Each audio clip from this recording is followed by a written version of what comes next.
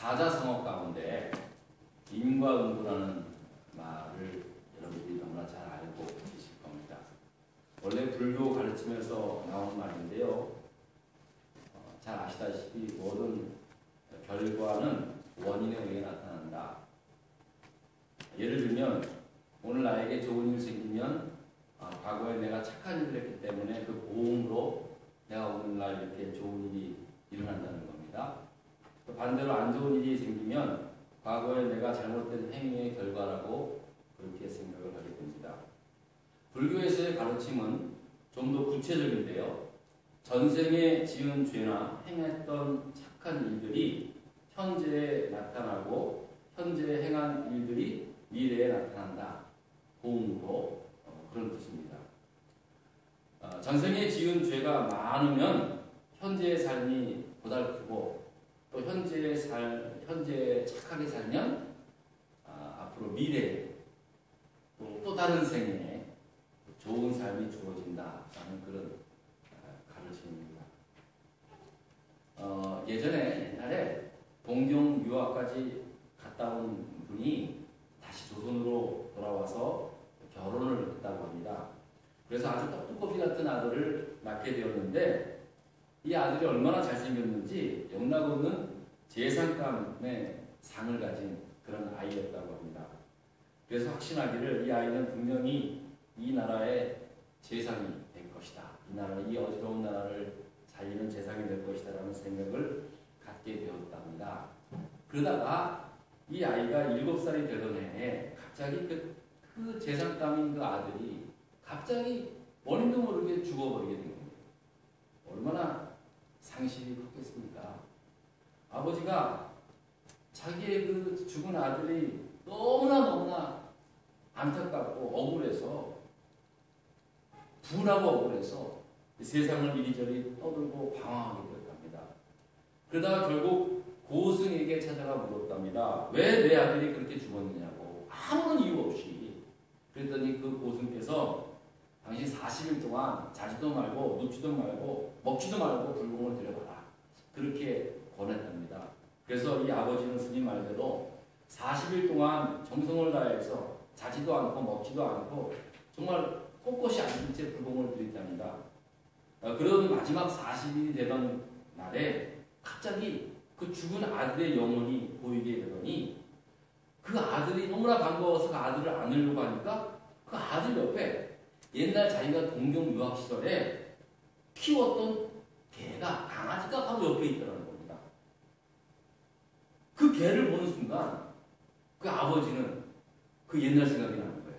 사실 그 개를 아버지가 키우고 있었는데 갑자기 병들었을 때 도저히 유학생으로 그 개를 더 이상 키울 수 있는 능력이 안 돼서 결국 그 개를 산채로 봉다리에 담아서 몰래 달 밑에 버리고 갔던 바로 그 개였다는 겁니다. 그는 그때 자기가 그 개에게 행했던 그 일 때문에 결국 자기 아들이 죽게 되는 그 결과를 보게 된 것이라는 이런 인과 응보의 진리를 깨닫고 난 다음에 그 아버지는 모든 속세를 버리고 훗날에 유명한 스님이 되었다는 실화의 이야기가 있습니다. 여러분 이 이야기를 들었을 때 여러분 어떤 생각이 듭니까? 사실은 매사에 이런 식으로 생각한다면 솔직히 제대로 살 사람이 누가 있겠습니까?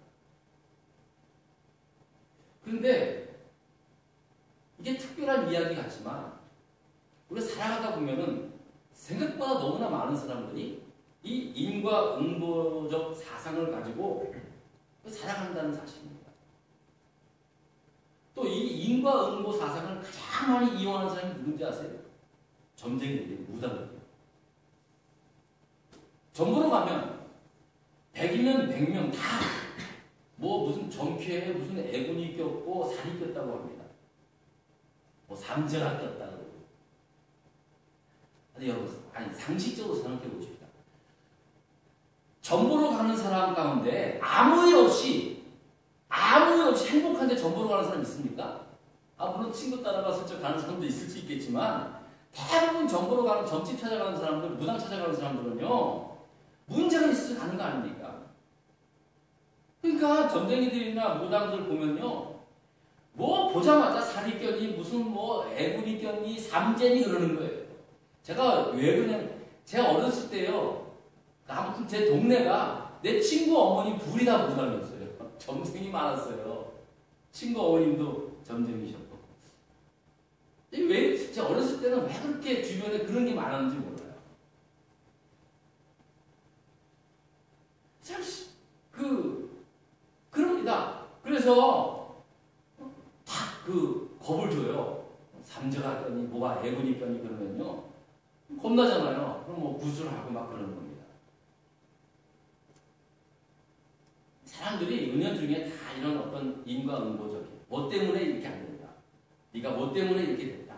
뭐 아버지가 뭘 했기 때문에 조상서부터 그냥 빨아 들어가는 거예요. 집안에 집 뒤뜰에 감나무 때문에 그 심겨진 감나무가 뭐라고.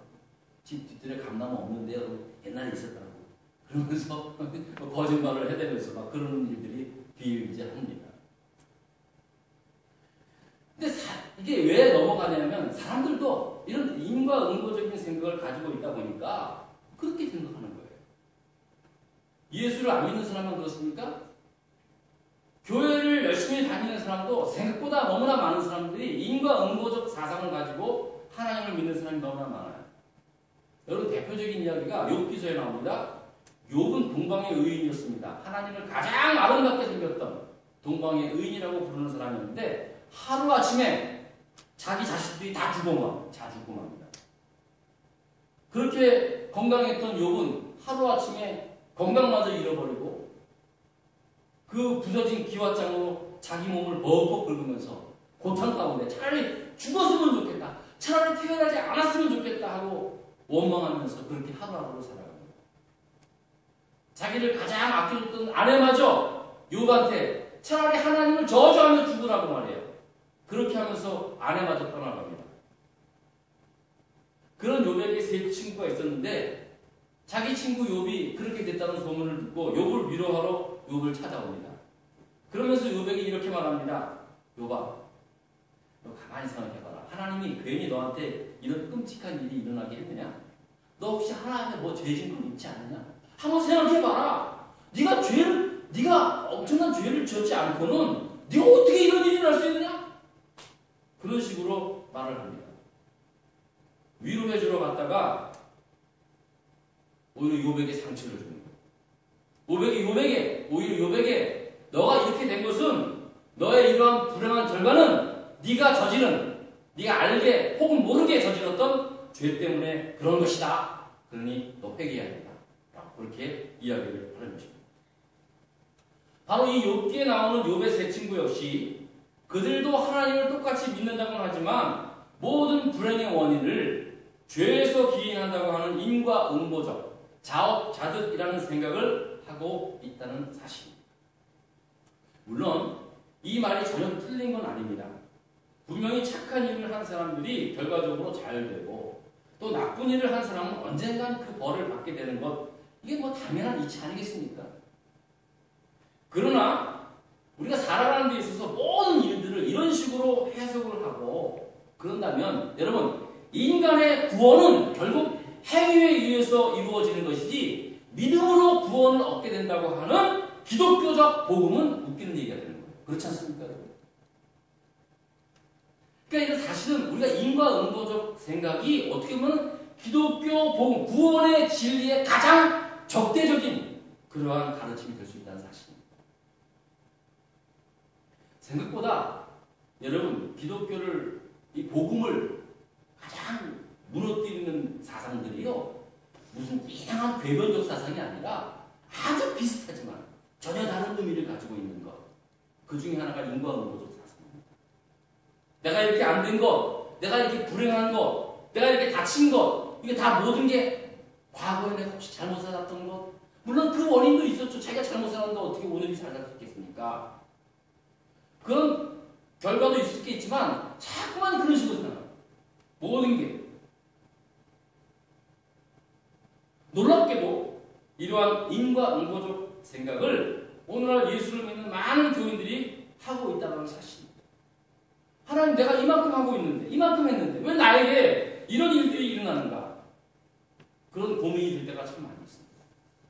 하나님, 나 이민 와서 내가 이민교회 와가지고 얼마나 힘든 상황 속에서도 피곤해 죽겠는데 내가 그래도 주님의 교회를 이렇게 잘 섬겼지 않습니까? 근데 왜 나한테 이런 고통이 옵니까? 근데 왜 내 자식이 안 돼요? 이런 그래서 원망 섞인 생각들을 할 때가 참 많이 있습니다. 실제로 그렇습니다. 그리고 뭐 좀 잘 되면은, 내가 그때 내가 그렇게 착한 일을 해서 하나님께 상 주셨는가? 물론 분명히 그럴 수도 있습니다. 근데 매사에 그런 식으로 가면은 우리 기독교 복음 절대적으로 믿음으로 하나님의 자녀가 되고 구원을 얻는다고 하는 이 오직 의인은 믿음으로 살리라고 하는 이 신칭의 이 기독교적 교리는 정말로 반대적인 그러한 사람이 될 수 있다는 사실. 여러분 생각보다 그렇게 생각하는 분이 많이 있어요. 내가 건강이 안 좋아지면 혹시 내가 어떤 잘못을 했는가? 금전적 손해를 보면 내가 헌금을 빼먹었는가? 저도 예전에 그런 생각 많이 했어요. 사실 이런 것들이 아주 틀린 건 아닙니다. 그리고 때로는 정말 하나님께서 자신의 잘못, 내 잘못을 깨닫게 하기 위해서 막대기를 들 때가 있습니다. 회초리로 때릴 때가 있습니다. 사랑의 매죠. 그런 경우가 있습니다. 근데 여러분, 어느 부모가 매 순간마다 그냥 국정책장 때리는 부모가 없습니다. 하나님께서 사랑의 매를 드는 거는요, 너무나 사랑합니다. 오히려 사랑의 매가 있을 때 그게 축복입니다, 여러분. 근데 자주는 안 그래요. 중요한 건 뭐냐면 매사에 이런 식으로 생각하면 하나님이 무슨 사랑의 하나님이 되실 수 있겠습니까? 근데 이런 인과응보적인 생각의 가장 큰 위험은 뭐냐면요, 자기 자신에게만 적용하면 그래도 괜찮아요. 이것을 남에게까지 적용할 때 그때 더 큰 문제가 발생하게 되는 것입니다. 예를 들면 아무개 집사님 자녀가 문제가 생겼습니다. 그러면 정말 그와 함께 아파하면서 기도해야 되고 진심으로 위로해줘도 될까 말까 한데, 위로한다고 가서 한다고 하지만 속으로는 어떻게 생각하는지 아십니까? 아이고, 아무개 집사 신앙생활 저렇게 하더니 저거 잘 될 리가 있나? 라고 하는 그런 생각들을 품을 때가 참 많이 있다는 거예요. 생각보다 많아요. 여러분들은 한 번도 그런 생각을 안 했으리라고 저는 확신합니다만, 생각보다 그런 인과응보적 사상을 자기에게만 적용하는 것도 사실은 안 좋은 것인데, 남에게까지, 남의 불행에 대한 원인을 자꾸만 저거 잘못해서 그랬지, 잘못해서 그랬지 라는 생각으로 그 하늘교회 판단이 되고 정죄가 될 수 있다는 사실. 욥의 새 친구가 될 수 있다는 사실. 그러니까 여러분들 이웃의 불행을 자꾸 죄의 결과로 보게 되면서 자꾸 사람을 율법적으로 보낼 수 있다는 사실. 이걸 여러분 주의하셔야 합니다. 그래서 매사에 잘못 일어난 일들을 잘못된 믿음의 탓으로, 죄의 탓으로 돌리게 되므로 하나님의 그 놀라운 은혜를 외면하게 되는 일들을 우리가 만들어낼 수 있다. 스스로 만들어낸다는 거예요. 물론 우리가 잘못된 믿음 가지고 잘못된 신앙생활을 하면 그거에 대한 결과를 당연히 그게 좋은 결과가 있겠습니까? 하나님 말씀에 벗어난 삶을 살게 되면 당연히 꼭 하나님이 매를 들지 않아도 당연히 잘못된 사람은 어떻게 나중에 좋은 결과를 볼 수 있겠습니까? 그러나 이것을 자꾸만 엮는 거예요. 하나님이 그래서 그랬다. 어떤 분들은 습관적으로 해요. 좀 힘든 일이 생기면 하나님이 치셨다고. 아니, 하나님이 무슨 하나님 그런 분입니까? 잘못하면 쳐버리고 잘하면 칭찬해주고, 그런 하나님 무서워서 믿겠습니까? 그렇지 않다는 거예요. 그런 식으로 생각하면요, 인과응보적 생각을 하면은 사실 어떻게 보면은요, 또 편할 수는 있어요. 뭐든지 잘 되면 옛날에 내가 잘했어. 못 되면 죄 때문에 하나님이 치신다. 그러면 그렇게 큰 고민이 안 됩니다. 그런데 문제는요, 선과 악이 행위, 선과 악의 행위 결과에 의해서 사는 것이 아니라 하나님의 뜻에 의해서 사는 사람에게는 그런 식의 삶은 결코 이해될 수 없다는 겁니다. 무슨 말씀이냐면 일반적으로 생각할 때 분명히 착한 일 하면 좋은 결과를 오게 되고 열심히 하는 사람한테 좋은 결과가 오는 거 당연합니다. 나쁜 짓 하는 사람한테는 그 나쁜 짓의 결과를 받는 것 당연한 거라는 거예요. 근데 매사에 그런 식으로 우리가 삶을 살아가는 데 있어서 하나님의 뜻에 의해서 힘들고 고난을 당하는 사람들을 그런 식으로 생각한다면 그건 이해할 수 없는 거예요. 여러분 세례 요한 이야기를 여러분 아십니까? 여러분 가운데 세례 요한 엄마 태중에서부터 성령 충만했다고 성경은 기록하고 있습니다.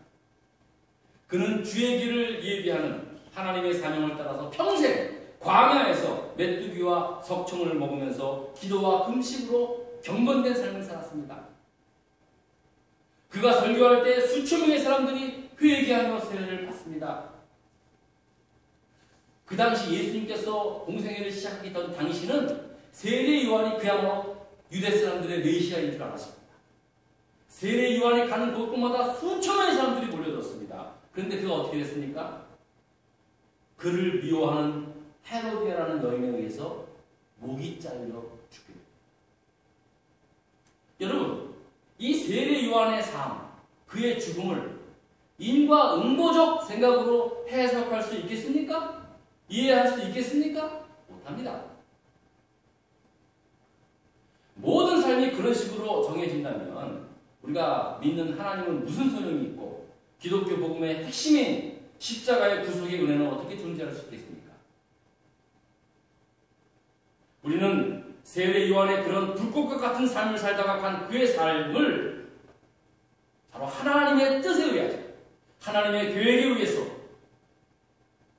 이루어진 것, 하나님의 부름을 받고 간 사명자의 삶으로 우리는 그렇게 깨닫게 되고 또 그의 그 삶을 통해서 우리는 그렇게 은혜를 받을 수 있다는 사실입니다.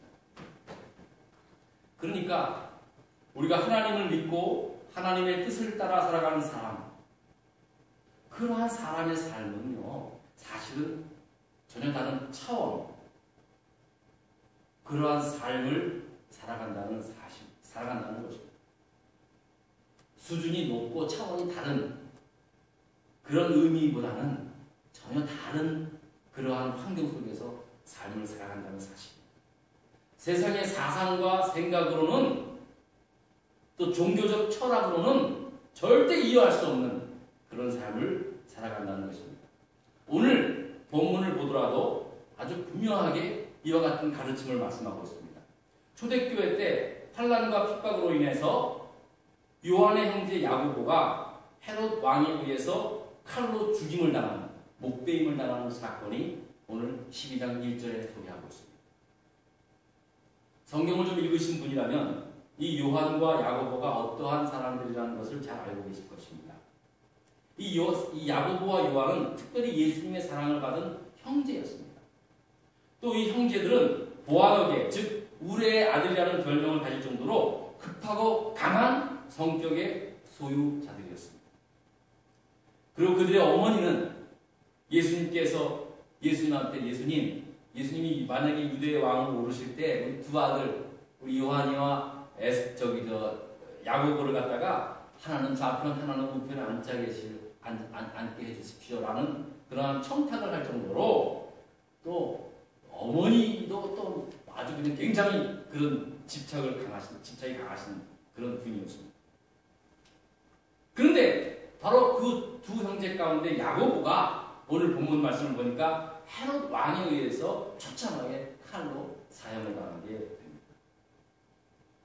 그러니까 그 헤롯 왕이 예수님의 제자 중 하나를 그렇게 죽이니까 유대 사람들이 막 좋아하는 겁니다. 그래서 이 헤롯 대왕이 유대인들의 환심을 더 사기 위해서 예수님의 제자들 가운데 핵심 역할을 했던 이 베드로를 잡아서 옥에 가두게 된 겁니다.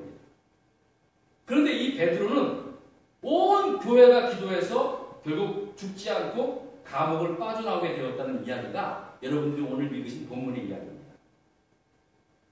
두 두 사람은 똑같이 예수님의 제자였습니다. 예수님께서 똑같이 아꼈던 제자였습니다. 그런데 한 사람은 칼로 죽게 되고 한 사람은 죽음 위험에서 벗어나게 되었습니다. 자, 그런데 베드로가 살아날 수 있었던 이유는 오늘 성경을 보니까 5절에 보니까 베드로가 옥에 갇혔을 때 모든 교회는 그를 위하여 간절히 하나님께 기도했기 때문에 하나님께서 그를 죽음의 위험에서 구원하셨다라고 성경은 말씀하고 있습니다. 아멘 하죠? 예, 그렇습니다. 근데 문제는 요한의 형제였고 예수님의 사랑하는 제자였던 야고보의 죽음을 어떻게 생각할 수 있느냐라는 것입니다. 여러분들 가운데 베드로는 기도해서 살고 야고보는 기도하지 않아서 죽게 되었다라고 생각하시는 분이 계십니까? 한 분도 안 계실 거예요. 저와 여러분들은 그가 순교당했다고 그렇게 생각하실 겁니다. 그가 헤롯 왕의 칼에 죽게 된 것이 하나님의 뜻이었다고 그렇게 말할 수 있을 것입니다. 그래서 그가 순교의 은혜를 입었다고 여러분들은 분명히 그렇게 생각하고 아멘할 수 있을 것입니다. 그런데 문제는 야고보에게는 그런 일들이 일어나면 그것이 순교라고 생각할 수 있지만, 근데 문제는 나한테, 자기 자신에게도 그와 같은 일이 일어날 수 있을 것이라는 생각은 하지 못한다는 사실. 하나님께서는 나에게 살아나는 축복과 은혜도 주시는 것은 분명히 믿고 있지만, 하나님께서 날 살리고 날 치유하시고 나에게 복을 주시는 그 놀라운 은혜의 하나님이라는 사실을 믿고 있지만 어떨 때는 죽는 은혜도 주실 수 있다는 사실은 절대 인정하지 않고 살아가고 있는 것이 저와 여러분들의 모습입니다. 여러분들 가운데 감히 어떤 분이 이렇게 생각할 수 있는 분이 어디 있겠습니까? 저도 그렇게 생각 안 합니다. 말로는 하나님께서 주시는 고난 기쁘게 감당한다고는 하지만 막상 하나님께서 주시면 저 감당 못할 것 같아요. 지금도 중동 지역에서 정말 목숨 내놓고 선교하시는 분들 보면요, 그 중에 잡혀서 처참하게 죽으시는 분도 계세요.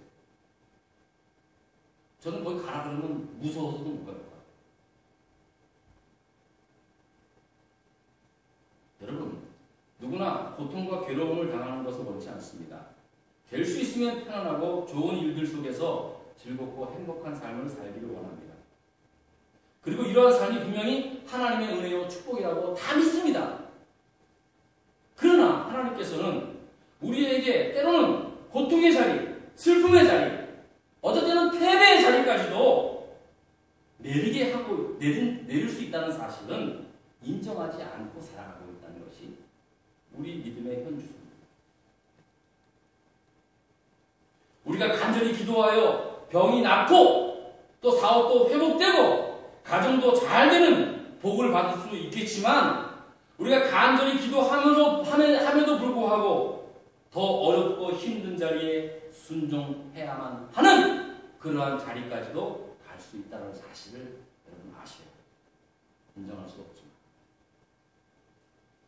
그래야 오늘 처참하게 칼로 죽은 이 야고보의 삶을 이해할 수 있고, 또 기도해서 기적적으로 옥문이 퍽퍽 열려지는 그 기적을 체험하면서 해방되는 베드로의 사건도 이해할 수 있다는 사실.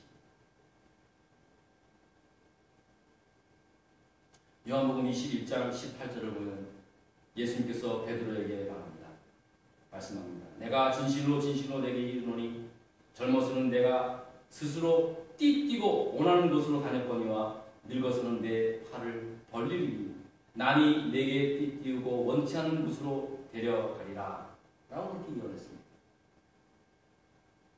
맞습니다. 우리가 스스로 내 띠를 띠고 원하는 곳으로 내 마음대로 다니고 있지만 때로는 내가 원치 않은 곳으로 남이 나를 데려갈 수 있는 상황을 만날 수 있다는 사실입니다. 결국 베드로는 예수님의 예언대로 마지막 그가 네로 황제에 의해서 처참하게 십자가의 형을 당하지 않습니까? 베드로는 그 십자가형을 당할 때 내가 어떻게 예수님처럼 똑바로 할 수 있느냐, 나는 예수님을 배반한 사람이었다, 나를 거꾸로 십자가에 달아 죽게 해달라고 그렇게 고백하면서 그가 십자가형을 거꾸로 달아냈다는 그러한 이야기입니다.